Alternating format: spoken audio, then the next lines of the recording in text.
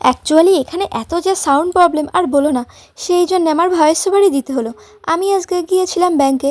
তো দেখো, ব্যাংকে যাওয়ার জন্য সামান্য টাচ আপ করে গিয়েছিলাম আমার ব্রাউন স্কিনে। আর তোমরা বলতে পারো ডাস্কি স্কিন। তো দেখো, এখানে আমি স্টিক ফাউন্ডেশন ইউজ করে নিচ্ছি, এবং স্টিক ফাউন্ডেশন আর ডেলি ইউজ করার জন্য খুবই বেটার বলে মনে হয় আমার। আর আমরা বাঙালিরা হাত দিয়ে মনে হয় ব্লেন্ড করতে বেশি ভালোবাসি, এমনকি আমি তো বাসি। তাও তোমরা বলো কারা কারা ভালোবাসো। আর দেখো, লিপস্টিক দিয়ে কি হবে, ব্যাংকে যাচ্ছি তো লিপ অয়েলটাই বেটার বলে মনে হয়। আর সামান্য টাচ আপ আমরা করেই থাকি, তাই না?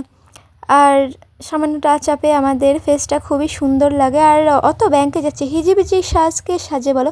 আর এইটা দেখো, আমার দিদি আমাকে দিয়েছিল, সেই জন্য আমার দিদির স্মৃতির জন্যে আমি এইটা ইউজ করছি।